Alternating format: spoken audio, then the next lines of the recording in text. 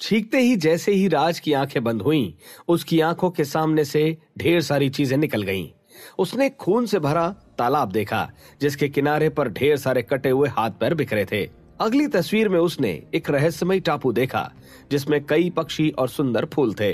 इसमें उसे लालटू की झलक भी दिखी। अगली तस्वीर में उसने बर्फ का एक बड़ा सा टुकड़ा देखा और सब कुछ जम गया। उसे किसी लड़की के रोने की आवाज सुनाई दी। आखिर ये सब क्या था? राज ने नाक रगड़ते हुए सोचा। शाकाल 5वें लेवल का जादूगर था और उस पर गर्मी या सर्दी का असर होना नामुमकिन था। राज को समझ आने लगा था कि ये सर्दी शाकाल के शरीर को नहीं, बल्कि उसके असली शरीर को लग रही थी। क्या मेरे असली शरीर को कुछ हुआ है? उम्मीद है कि ऐसा कुछ भी ना हुआ हो, क्योंकि 2 लोग मेरे शरीर की देखभाल कर रहे हैं, तो अब तक उन्हें पता चल चुका होता। राज ने चिंता करते हुए सोचा। 10 सेकंड बाद राज ट्रैक्टर के साथ वापस जमीन पर आ गया। अब राज के टॉप 10 में आने की उम्मीद और कम होती जा रही थी। शाकाल ने रफ्तार बढ़ाने का जो तरीका चुना था, वो नियमों के खिलाफ था। दूसरे शब्दों में कहें तो राज को अपना इक्का खोना पड़ा था। बाकी लोगों के पास जहां रफ्तार बढ़ाने की टेक्निक थी, वहां राज के हाथ में अब कुछ नहीं था। इसके अलावा राज अभी तक वही 30 सेकंड का लैग भी झेल रहा था। मैं हार नहीं मान सकता। मुझे 1 महीने की दिल दहलाने वाली अंतरिक्ष यात्रा को दिमाग में रखना होगा। उस दौरान मैं कुछ भी करने के काबिल नहीं रहूंगा और मुझे तारों के अलावा कोई और ना हो। ऐसी जिंदगी नहीं चाहिए। मुझे जीतने का कोई ना कोई रास्ता सोचना ही होगा। कोशिश करने पर हमेशा कोई ना कोई रास्ता जरूर निकलता है। मुझे हर हाल में टॉप 10 में आना होगा। राज ने मनी मन सोचा। अभी राज अपने ख्यालों में खोया था, तभी पंखुड़ी उड़ती तलवार का सहारा होकर वहां से निकली। पंखुड़ी को फिर से बूस्ट मिल गया था और वो सीधा 40वें से 4थे नंबर पर पहुंच गई थी। राज को भी ऐसे ही किसी बूस्ट को ढूंढना अब जरूरी हो गया था। तभी उसकी नजर एक निशान पर पड़ी, जिसमें तितली बनी हुई थी। राज को पक्का यकीन था कि ये कोई बूस्टर ही था। शाकाल, मेरे रास्ते से हट जाओ! राज जैसे ही उस निशान के करीब पहुंचा, तभी उसे एक चीख सुनाई दी। दामिनी सीधा राज के पीछे आ रही थी। ये क्या? ये तो उल्टी जा रही है। राज ने हैरान होकर सोचा, लेकिन राज के हाथ से रफ्तार बढ़ाने का एक मौका और चूक चुका था, जो कि फिर से दामिनी को मिला था। वसीम की दुआ का असर भयानक होना लाजमी था। दामिनी की रफ्तार अभी 60 गुना बढ़ चुकी थी, लेकिन वो उल्टी तरफ जा रही थी। इस दौरान रहस्यमयी टापू पर लालटू बैठी थी। उसे पता चल चुका था कि राज के भूत ने प्याली के शरीर का हिस्सा खा लिया था। उसने खा लिया? अब देखते हैं कि उस शरीर में मैंने जो यादें कैद की थी, वो राज तक पहुंच पाती हैं या नहीं। अगर उसकी याददाश्त लौट आई तो हम उससे जुड़ सकते हैं। लालटू ने कहा। यह तरीका बहुत खतरनाक है, क्योंकि इसमें रहस्यमयी टापू की जानकारी भी शामिल है।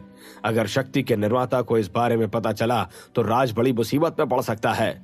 एक ताकतवर जादूगर की आवाज आई। चिंता मत कीजिए, मैंने पहले से ही अपनी तैयारी की हुई है। राज को कोई खतरा नहीं होगा। अगर शक्ति के निर्माता को कोई खबर हुई भी तो मैं सारा इल्जाम अपने ऊपर लेकर राज को इस मामले से आजाद कर दूंगी। मैंने खुद को बलिदान करने के बारे में भी सोच रखा है। सीनियर, आपने भी तो राज के पर्स में कुछ चीजें छुपाई है ना? लालटू ने कहा। मैंने ऐसा कुछ नहीं किया, उस जादूगर ने कहा। हालांकि लालटू को पर्स से ज्यादा कोई लेना देना नहीं था। वो तो बस शक्ति के निर्माता की नाक में दम करने का सोच रही थी। अपने ट्रैक्टर पर बैठे हुए राज ने एक बार फिर से हरे बटन को दबा दिया। वो अपने ट्रैक्टर की और ताकतों का इस्तेमाल करना चाहता था। क्या तुम्हारे पास ट्रांसफॉर्मेशन के अलावा भी कुछ है? राज ने पूछा। हाँ, मैं ट्रैक्टर की कंडीशन बताने के साथ साथ ऑटो पायलट का इस्तेमाल भी कर सकती हूँ। जवाब में राज को यह सुनने को मिला। ऑटो पायलट का क्या इस्तेमाल होगा? राज ने पूछा। पिछली बार की मदद से राज थोड़ा नाखुश था, इसलिए वो इस बार पहले से सब कुछ पता करना चाहता था। ऑटो पायलट खतरों से बचाते हुए गाड़ी को आगे बढ़ाएगा, राज को जवाब मिला। ठीक है, तो ऑटो पायलट शुरू कर दो, राज ने कहा। बहुत ही जल्द स्क्रीन चमकी और पूरी रेस का नक्शा उसमें दिखने लगा। ऑटो पायलट चालू किया जा चुका था। राज को आगे एक वी आकार का मोड़ दिखा। यूं तो ज्यादातर सीनियर ने अपनी रफ्तार बरकरार रखते हुए गाड़ी मोड़ ली, लेकिन कुछ लोगों को गाड़ी धीमी करनी पड़ी।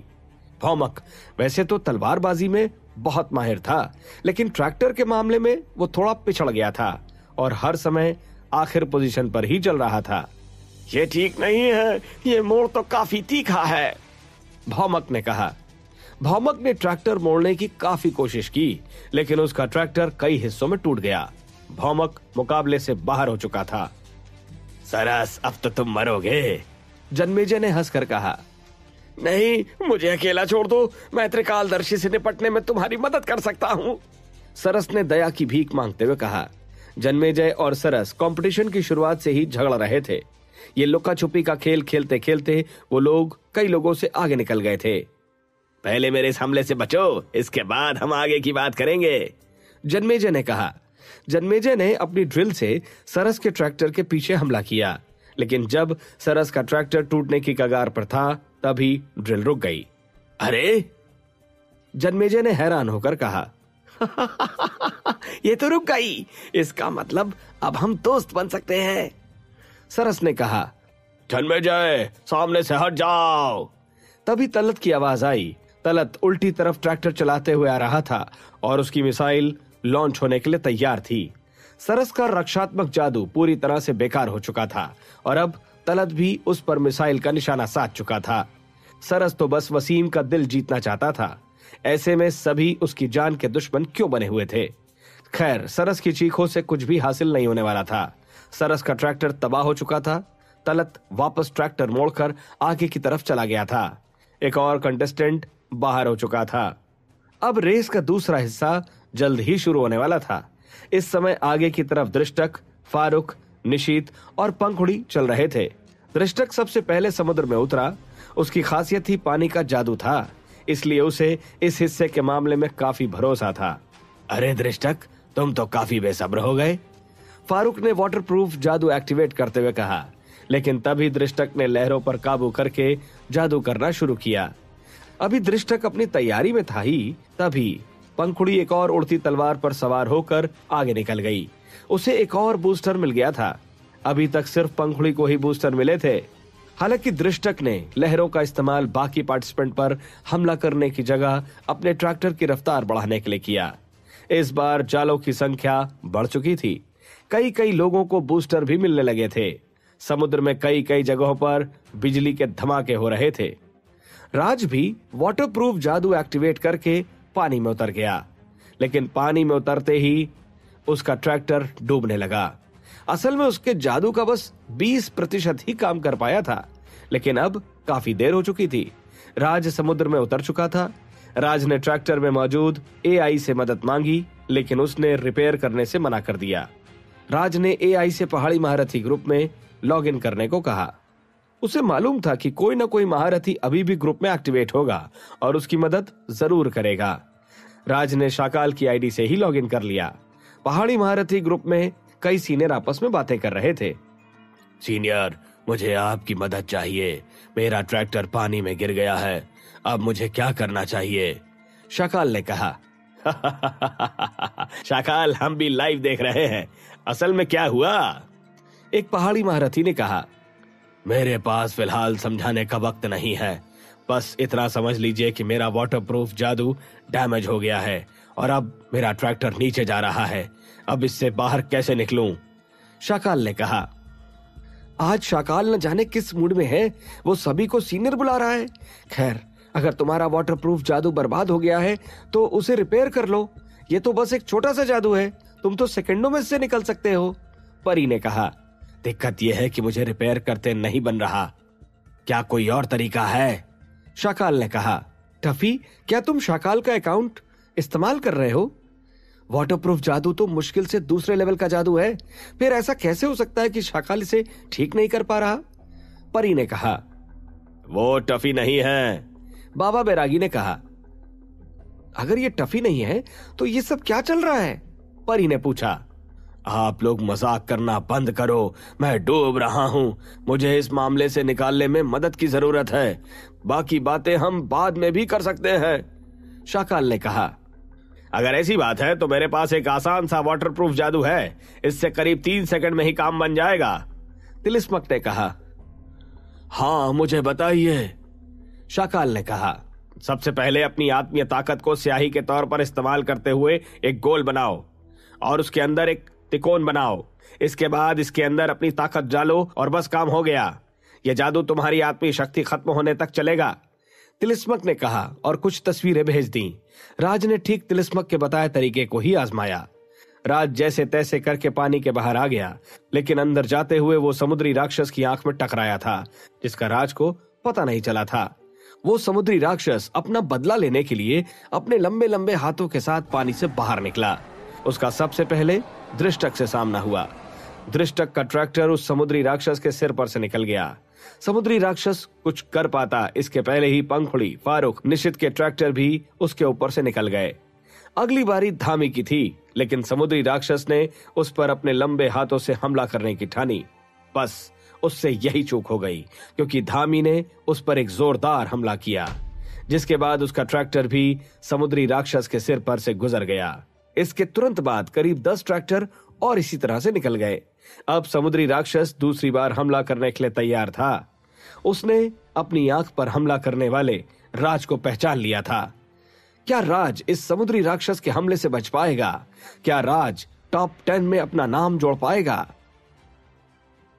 थोड़ी ही देर में पहाड़ी महारथियों का उस समुद्री राक्षस पर दिमाग खराब हुआ और उन्होंने अपने हमले से उसे खत्म कर दिया। लेकिन इसके साथ ही दामिनी का ट्रैक्टर भी तबाह हो चुका था। समुद्री दानव के मरने पर नीचे से 12 रोशनियां निकली। ये रोशनियां हिंद महासागर में बैठे कालनेमी कौम के लोग पैदा कर रहे थे, जिसके कारण समुद्री राक्षस का शरीर पिघल गया और उसमें से एक पीला क्रिस्टल निकला।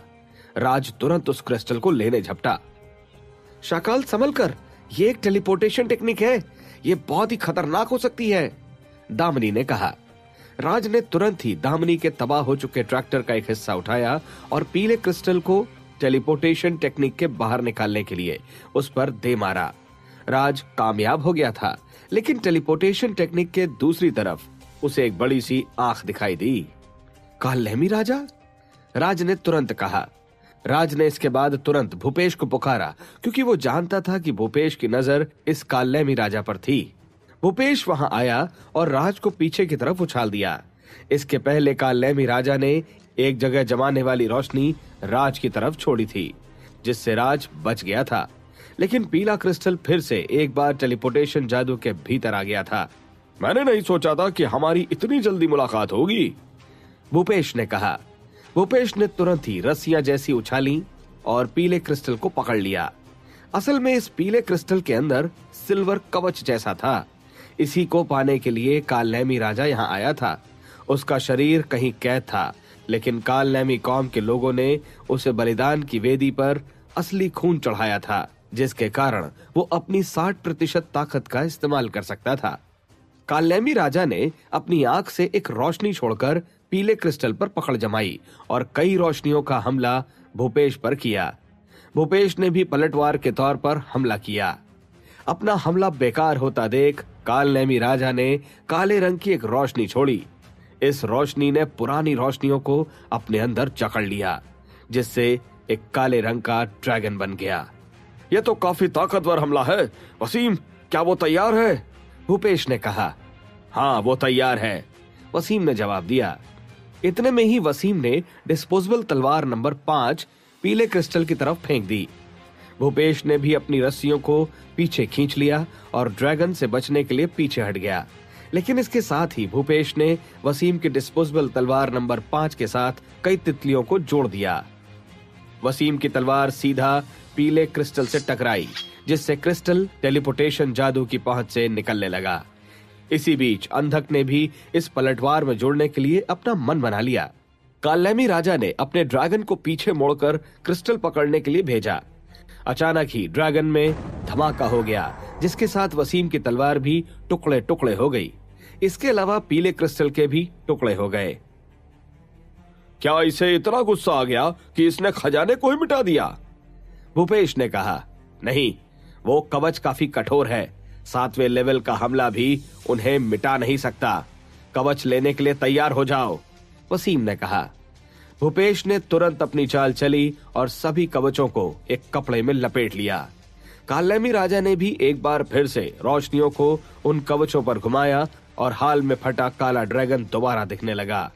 लेकिन इसके पहले ही वसीम लोकेश से मिली तलवार को कालनेमी राजा की तरफ उछाल चुका था। लेकिन कालनेमी राजा इसके लिए भी तैयार था। उसने वसीम की तलवार के हमले को रोक लिया था और वहीं काला ड्रैगन भूपेश को रोक कर रखे था। वसीम, क्या हमें पूरी ताकत इस्तेमाल करनी चाहिए? भूपेश ने पूछा। अगर वसीम और भूपेश अपनी पूरी ताकत इस्तेमाल करते तो सिल्वर कवचों को छीनने का मौका बनाया जा सकता था, लेकिन ये बहुत खतरनाक था। वो लोग जरा सी लापरवाही के चलते खुद भी टेलीपोर्टेशन जादू के अंदर खिंचकर जा सकते थे। अगर हम इसके अंदर गए तो दिक्कत हो सकती है, और अभी कंपटीशन भी खत्म नहीं हुआ है। हमें अभी के लिए इसे भूलना होगा, वसीम ने कहा। दोनों ने अपने जादू वापस ले लिए। सिल्वर कवच धीरे धीरे गायब होने लगे। कालनेमी राजा कामयाब होने वाला था। भद्दे चोर! तभी अंधक की एंट्री हुई। अंधक ने हमला किया और पूरे कवच से बस दाएं हथेली का दस्ताना अलग हो गया। रिक्ति की शक्ति गायब हो गई थी। कालनेमी राजा गायब हो गया था, लेकिन उसका गुस्सा अपनी चाल खराब होते ही और बढ़ गया था। अंधक ने बिल्कुल ठीक समय पर हमला किया था, जिससे सभी का ध्यान उसकी तरफ खिंच गया था। इस मौके का फायदा उठाते हुए अंधक तुरंत राज के सामने आ गया। शाकाल, तुम मेरे पालतू बन जाओ। मुझे तुम बहुत पसंद हो। मैं तुम्हारा ठीक उसी तरह काफी अच्छे से ध्यान रखूंगा जैसे बाबा बैरागी टफी का रखता है। मैं तुम्हें बहुत खुश रखूंगा। तुम इस दुनिया के सबसे खुश पालतू बनोगे। मैं तुम्हें अच्छा खाना और रहने के लिए जगह दूंगा। जब तक तुम टफी की तरह अच्छे पालतू जानवर बनकर रहोगे, तब तक तुम्हें लाड़ की कोई कमी नहीं जाएगी। बताओ, क्या कहते हो? अंधक ने कहा। मैं मना करता हूँ, राज ने जवाब दिया। इसके बाद राज ने अपना ट्रैक्टर आगे बढ़ाया। अब रेस खत्म होने में ज्यादा वक्त नहीं बचा था और राज को हर हाल में टॉप 10 में आना था। भले ही अब उसके पास ऐसा कोई और खास मौका नहीं था, लेकिन राज कोशिश करने से पीछे नहीं हट सकता था। शाकाल, मुझे पूरा भरोसा है कि एक न एक दिन तुम मेरे पालतू जरूर बनोगे, और वो दिन अब ज्यादा दूर नहीं है, अंधक ने जाते जाते कहा। और जा कहाँ रहे हो? तुमने एक बड़ा बूस्टर हासिल किया है, इसका इनाम तो लेते जाओ, भूपेश ने नीचे आकर कहा। इनाम? राज ने उलझन में पड़कर कहा। असल में मैंने और वसीम ने समुद्री राक्षस में एक इनाम छुपा कर रखा था, लेकिन उसका शरीर तो गल गया, इसलिए वो इनाम भी गायब हो गया, भूपेश ने कंधे उचकाकर कहा। फिर अब? राज ने पूछा। तो मैंने और वसीम ने चर्चा करके ऐसा हिसाब लगाया कि अभी तुम्हें जिस चीज की सबसे ज्यादा जरूरत है वो तुम्हें इनाम के तौर पर दी जाए, भूपेश ने कहा। अगले ही पल भूपेश ने एक कागज राज के ट्रैक्टर पर चिपका दिया। ये तुम्हारे ट्रैक्टर की रफ्तार 10 गुना बढ़ा देगा और ये कंपटीशन के खत्म होने तक बरकरार रहेगा। Good luck. उम्मीद है कि तुम टॉप 10 में अपनी जगह बना पाओगे, भूपेश ने कहा और वापस चला गया। भूपेश का इनाम पाकर राज की आंखों में आंसू आ गए। राज को वाकई इस वक्त इस रफ्तार की जरूरत थी। ये तोहफा वाकई राज के लिए वरदान की तरह था। लेकिन गाड़ी की रफ्तार बढ़ने से राज का 3 सेकंड का लैग बड़ी दिक्कत खड़ी करने वाला था। बिजली के इलाके से गुजरते हुए राज जरा भी अपने ट्रैक्टर को नहीं बचा पाया। राज का रक्षात्मक जादू बुरी तरह से तबाह होने की कगार पर था। अब एक छोटी सी टॉर्पेडो राज के ट्रैक्टर को निस्तेनाबूद कर सकती थी। मैं अब किसी भी हाल में किसी जाल में नहीं उतर सकता, राज ने मनी मन सोचा। इस वक्त बस राज दुआ ही कर सकता था। शायद राज की दुआ कबूल हो गई थी। राज के आगे चल रहे ट्रैक्टर लगातार जाल में फंसने लगे थे और कई लोग शुरुआती बिंदु पर वापस लौटने लगे। कई लोगों पर टॉर्पेडोज का हमला हुआ। कई लोग दूसरों के कारण भी पीछे हुए थे। हालांकि राज को अभी तक किसी भी खतरे का सामना नहीं करना पड़ा था। उसके पीछे की ट्रॉली से बस एक टॉर्पीडो टकराई थी, लेकिन इससे ट्रैक्टर को कोई नुकसान नहीं पहुंचा था। राज शुरुआती 12 में शामिल हो चुका था। अब वो फिनिश लाइन के काफी करीब आ चुका था। ये वही जगह थी जहां तिलिस्मक मौजूद था। अब राज को थोड़ी सी मेहनत और करने की जरूरत थी और वो टॉप 10 में शामिल हो सकता था। मैं ही जीतूंगा, त्रिशक ने आगे बढ़ते हुए कहा। दृष्टक, लगता है तुमने कहा कि मैं जीतने वाला हूँ, फारूक ने कहा। फारूक के पीछे निशित चल रहा था। इसके पीछे पंखुड़ी थी। उसके साथ फकीर और लम्बकण भी मौजूद थे। इनके पीछे त्रिकालदर्शी, धामी, तलत, गगन और जन्मेजय थे और इन सब के पीछे था हमारा हीरो राज। अब आखिरी दौड़ का वक्त आ गया है। अब तक मैंने खुद को रोक कर रखा, अब दौड़ने का वक्त आ गया है। मुझे हर हालत में टॉप 5 में आना होगा, त्रिकालदर्शी ने कहा। त्रिकालदर्शी के इतना कहने की देर ही थी कि तभी उसे अपने ट्रैक्टर का पिछला हिस्सा हिलता हुआ महसूस हुआ और उसका रक्षात्मक जादू खत्म हो गया। और भाई कैसी लगी? जन्मेजय ने पूछा। जन्मेजय ने अब तक अपना ड्रिल का हमला त्रिकालदर्शी पर इसलिए ही नहीं किया था क्योंकि वो बस एक सही मौके की तलाश में था। दोनों के इस झगड़े के कारण राज को आगे निकलने का मौका मिल गया था। मैं टॉप 10 में आ गया, अब बस मुझे ये बरकरार रखना होगा, राज ने खुश होकर कहा। राज जानता था कि तिलिस्मक के इलाके में आते ही उनका स्वागत किसी भयानक खतरे से होने वाला है, इसलिए उसे थोड़ा ध्यान देने की जरूरत थी। राज अभी एकदम किनारे पर था। अगर ऐसे में कोई भी उससे आगे निकलता तो राज का किया कराया खराब हो सकता था। लेकिन तभी राज को कुछ महसूस हुआ। उसके ट्रैक्टर के टायर धंस रहे थे। राज को लगा था कि उसकी आत्मीय ऊर्जा कंपटीशन के अंत तक ट्रैक्टर पर वाटरप्रूफ जादू बरकरार रखेगी, लेकिन वो खत्म हो चुकी थी। राज ने अपनी बची खुची आत्मीय ऊर्जा का इस्तेमाल भी किया, लेकिन वो ज्यादा देर तक राज का साथ नहीं निभा सकी। राज ने नियमों के खिलाफ जाकर ट्रैक्टर को ट्रांसफॉर्म करने की कमांड दी, लेकिन 3 सेकंड के लैग के कारण राज का ट्रैक्टर इतना डूब चुका था कि पानी उसकी गर्दन तक आ गया था। राज का रक्षात्मक जादू पहले ही तबाह हो चुका था, इसलिए ट्रैक्टर में पानी भरना लाजमी था। थोड़ी देर बाद राज का इंजन भी बंद हो गया। राज फिनिश लाइन के बेहद करीब आकर इस ढंग से समुद्र के अंदर डूब रहा था। ट्रैक्टर पर बैठ जाओ, अब मुकाबला खत्म होने को है, तो मैं तुम्हें तिलिस्मक के पास ले चलूंगा। अगर मैं गलत नहीं हूं तो तुम्हें अभी भी खूनी क्रिस्टल बेचना है ना? वसीम ने कहा। सीनियर वसीम, मैं अभी भी सीनियर शाकाल के शरीर में हूं और खूनी क्रिस्टल मेरे शरीर के पास है, राज ने सिर लटकाकर कहा। चिंता मत करो, मैं तुम्हारा शरीर यहां लाने में मदद करूंगा, वसीम ने मुस्कुराकर कहा। इसके बाद वसीम ने आसमान की तरफ इशारा किया। एक डिस्पोजेबल तलवार नंबर 5 एक वैन को लेकर उस तरफ आने लगी। ये वही डिलीवरी वैन थी जिसमें राज का शरीर, सौरभ और लकड़ी का डिब्बा था। ट्रैक्टर पर बैठ जाओ, जैसे ही हम टापू पर पहुंचेंगे तुम अपने दोस्तों से मिल पाओगे, वसीम ने कहा। वाकई, राज ने जवाब दिया। वसीम ने ट्रैक्टर चालू किया और आगे की तरफ बढ़ने लगा। तुम्हें कंपटीशन कैसा लगा? क्या ये मजेदार था? वसीम ने पूछा। हाँ, मुझे लगता है कि ये मजेदार तो था, लेकिन अगर समुद्र में कोई रेस ट्रैक न होता तो और भी बढ़िया रहता। ऐसे में समुद्र का असली इस्तेमाल हो पाता और लोग खुलकर गाड़ी चलाते, राज ने आंखें झपकाकर कहा। आखिर वसीम राज से इतने अच्छे से बात क्यों कर रहा था? क्या राज को अब अंतरिक्ष की सैर पर जाना होगा?